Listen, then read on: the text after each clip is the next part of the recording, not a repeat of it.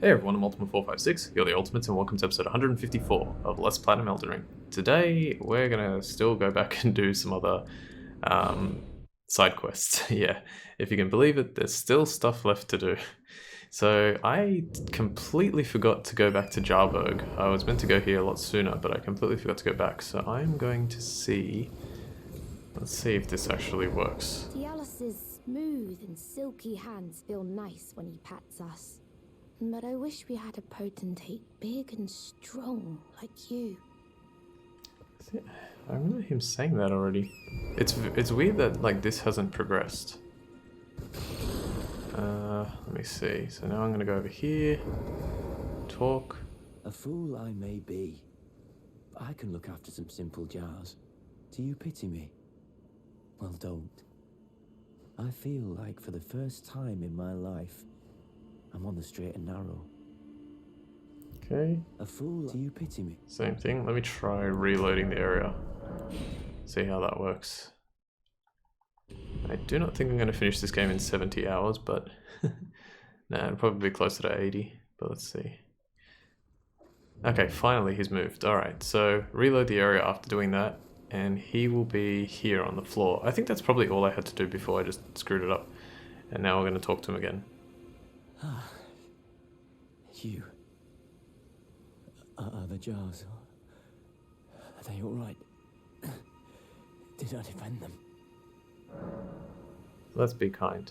You defended them. Then all is well. This fool proved his worth. In the end. And Dialos has died.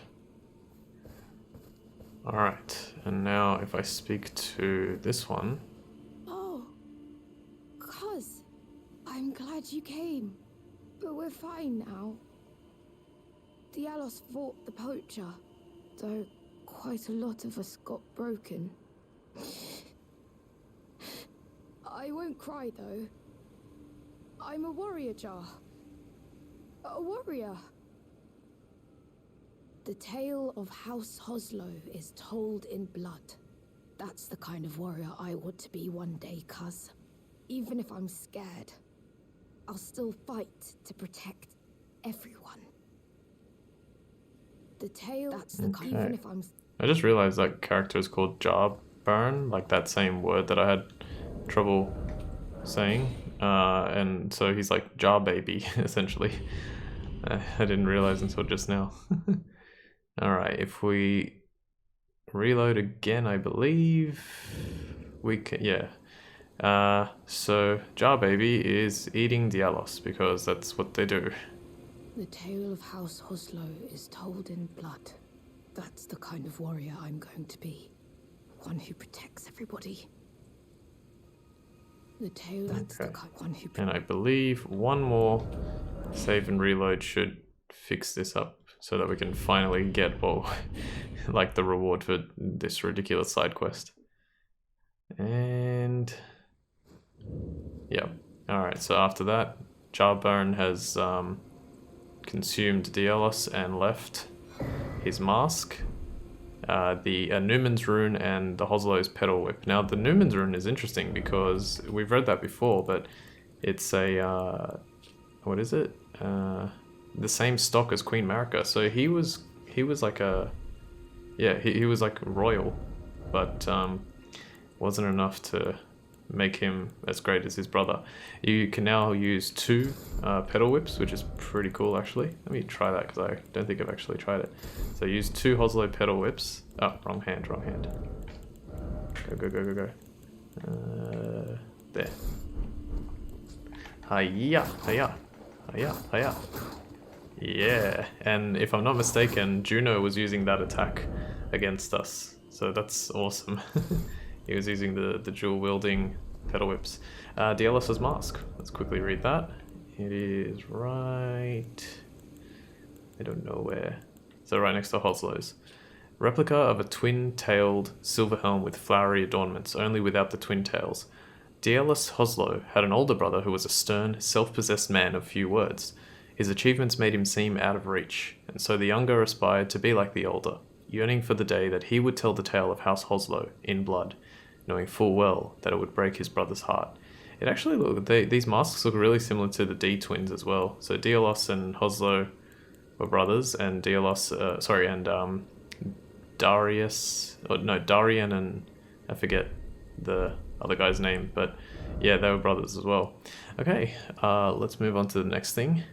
We can actually head up to, if you remember, the Divine Tower of West Altus was the Divine Tower that we found after doing a cave. We fought the Onyx or Alabaster Lord for the sealed tunnel at the very end, and it was sealed. However, when you have Rykard's rune, you can now open it.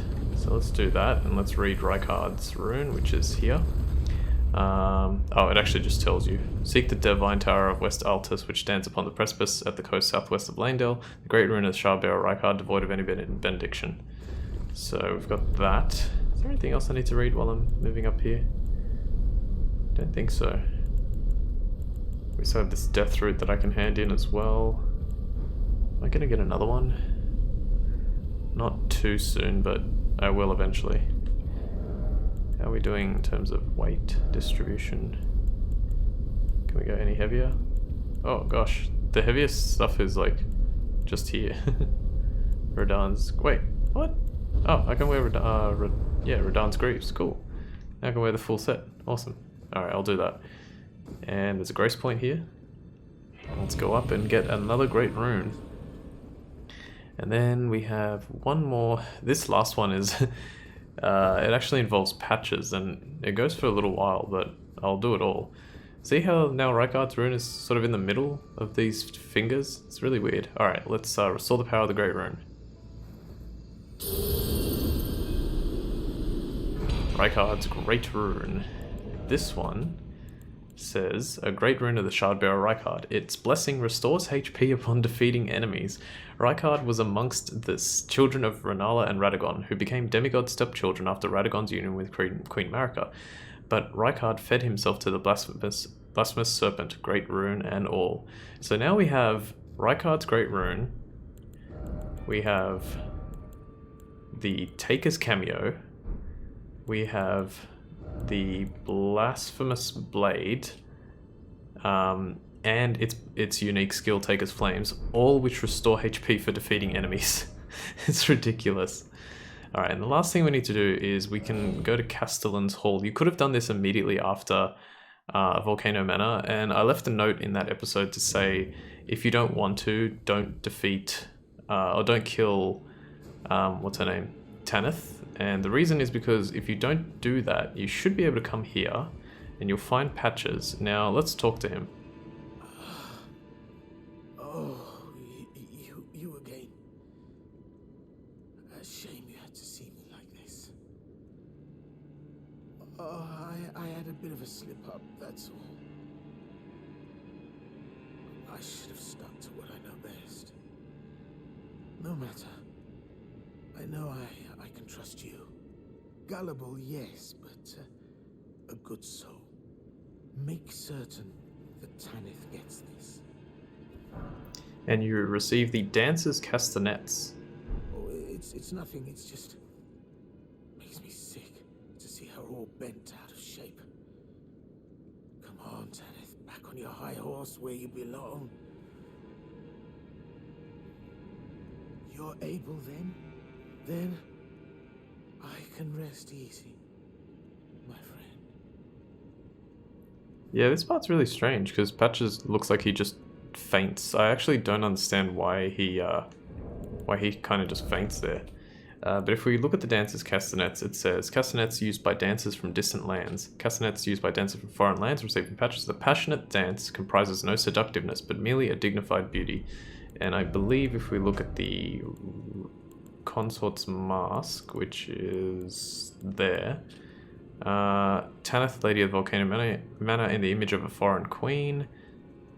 And it says, long ago when Rykard first set eyes on Tanith, she was working as a dancer in a foreign land. So yeah, they basically just tell you what to do. I'll explain that in a sec, but the next place we actually have to go, believe it or not, is Milkwater Cave, because Patches is going to come back here now. Yeah, I don't know I think the only way to give the dancer's castanets to Tanith is as she's eating Rykard's face. So I think what, like, I obviously killed her before that happened, but yeah, I think that's the only opportunity you can get, because Patches has to leave, and Patches will only leave after Rykard is defeated. Oh, it didn't work. Let me try reloading the area. This usually works. Hopefully it will. Yeah, this makes sense. I think I reloaded at the grace point somewhere. No? Okay, let me try this then. Go Milkwater Cave. Yeah, so sorry about missing that. That's why I left that note, because if anyone wants to actually go leave... Wait, did I say talk to someone? No, alter garments. If anyone wants to talk to Tanith about the dancer's castanets, I just left that note to say, hey, don't do this part just yet. Wait a few episodes when I realize, and then try. Oh, I had no shield equipped. This is strange. Patches should be here. Now give me a moment. Okay, I'm back. What I did was I just teleported to the Castlelands Hall again in the Shaded Castle. I rested at the Grace Point and then came back. That's what I should have done immediately. Okay, so now what you do is you traverse the mist, and you'll find that it's like the same time as before, or same thing as before. Open the chest, search it, and you'll find 3 glass shards. Well. Thought you'd just help yourself to a man's personal belongings? You scheming little thief. The gods demand repentance.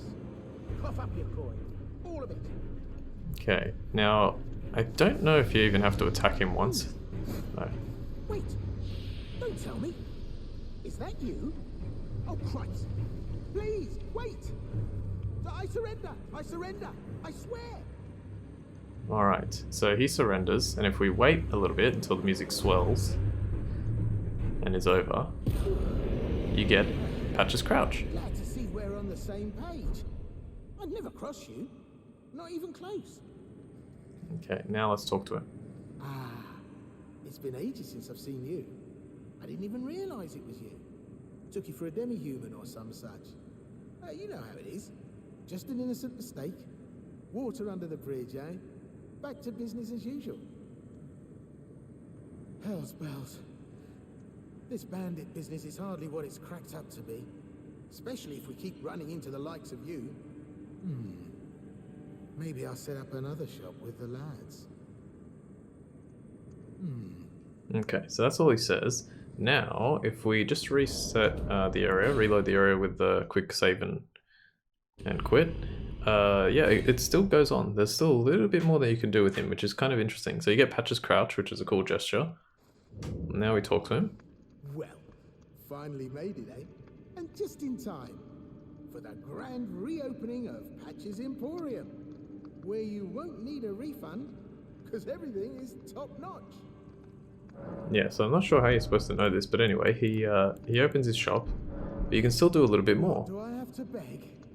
Give us a coin or two next time around, will you? And this is a little annoying, but it works pretty well. You have to actually attack him. What are you playing at? That bloody well hurts. And again. And now he becomes a... Fine. Have it your way. Now we fight him. You'll get what's coming. Don't go thinking I'm a soft touch. And what we have to do is we have to let him attack us until about half health. Okay. Last chance to surrender, mate. Grovel, and I'll forgive you. So he says, last chance to surrender, grovel, and I'll forgive you. And he gives the extreme repentance gesture. And in order for us to end this fight, we need to use the extreme repentance gesture, which is that one there. So let me put that on. I think you can probably also use grovel for mercy, but I tested the extreme repentance and it does work. So you just got to get back, wait until he blows his like whatever that is, mist there. And I think you have to do it twice for some reason. This happened on practice as well. And it should work now. Okay, I can see you mean it. Consider it water under the bridge. A momentary lapse of judgment. All's well, as you know. Okay, talk to him one more time. So, And he opens his shop again. So yeah, you can get Patch's Crouch give us a and Extreme Repentance from doing that. Hooray, we did it. Alright, so with the last 5 minutes of this episode, I'm going to go back to where I was, which was here. And I don't know how much I'm going to be able to do, but let's find out. I have like one little thing that I would like to do. I don't know if I'm going to have enough time, but we'll try. Let's level up. Put another point in Vigor. Also going to change my Ash of War on my... this thing, Regia's Cold Rapier, and I'm going to make it Hoarfrost Stomp. You'll see why in a moment. I'll probably end up changing it back. Hoarfrost Stomp is pretty good, but I'll probably change it back to Chilling Mist. I don't know, maybe I'll keep it. This will probably be too heavy. I don't know, okay. And I also need to switch this out for the Bloodhound's Fang. And finally, I need to use Order's Blade. Alright, so I need to make it over here to this bridge, but I want to try and like explore this area a little bit, because there are quite a few of those who live in death, and I can defeat them. I think there are a few of them. Here we go. I was like, where are they? Alright, so we've got Snail Boy. Ah, damn, that was really bad positioning. Very bad intelligence. I'm sorry. I haven't seen that movie in so long. There's a whole bunch of them hanging off trees here. Just everywhere.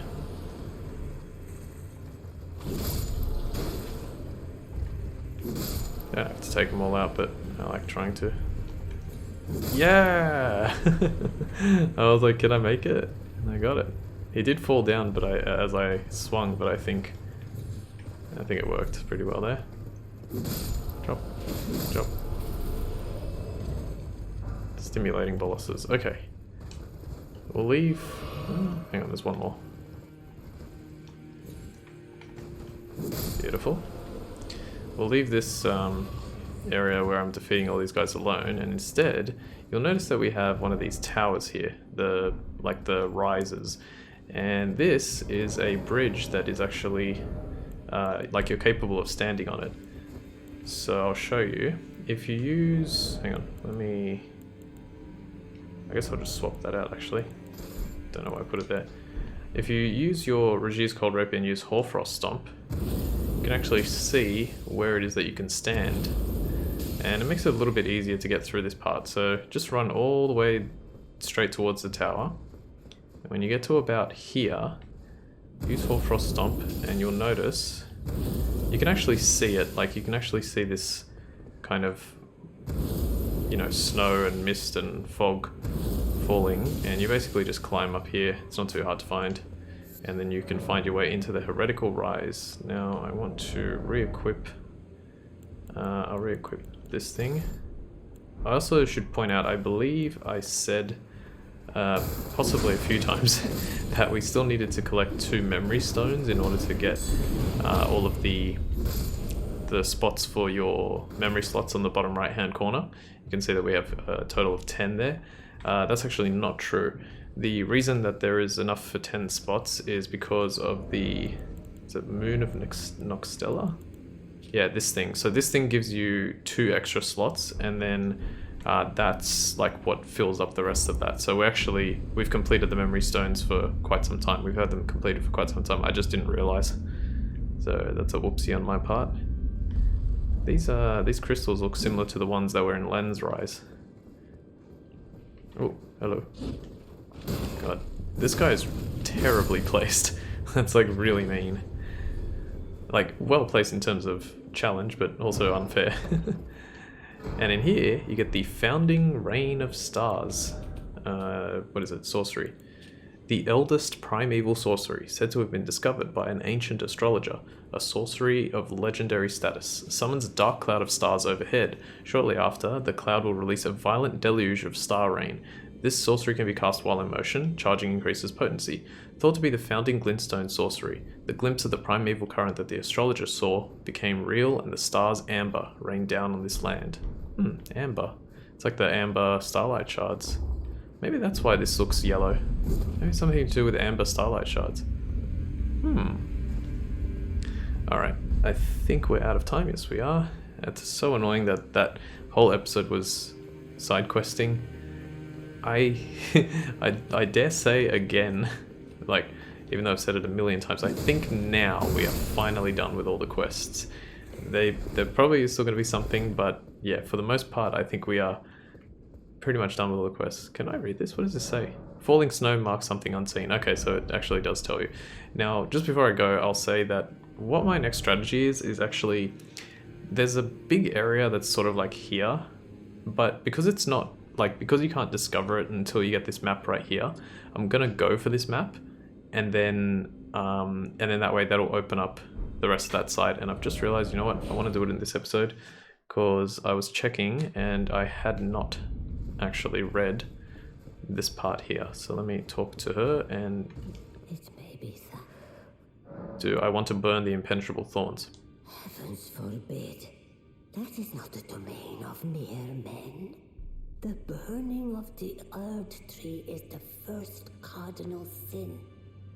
And you say you seek the power of the rune of death too? The rune of death goes by two names. The other is destined death. The forbidden shadow plucked from the golden order upon its creation. Unleashing the rune now would be unthinkable. The fingers would never permit it. Nor would the greater will.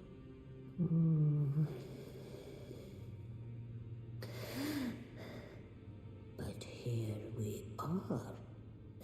The fingers dormant, severing our link to the greater will.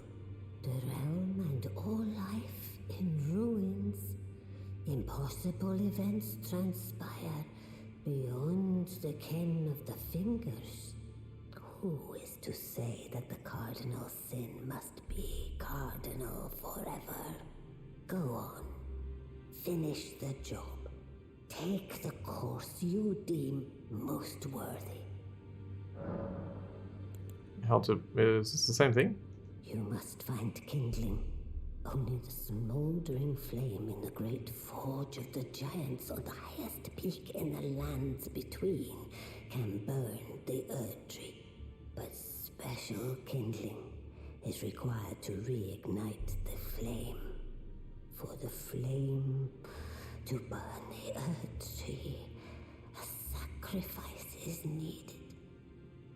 Of one who envisions the flame and can lead you to the rune of death. Okay. Now let the... It's interesting. Well, yeah, even more interesting. She says, let the word of the fingers guide you. But now she's telling you, no, just go do what you think is right. So that was kind of interesting. Did I? No, there was no grace point. I probably should not have done that. That's fine. I think what I'll do is I will go back here next time. Like, I'll go to this grace point off screen, and then I'll get here next time and continue from that point.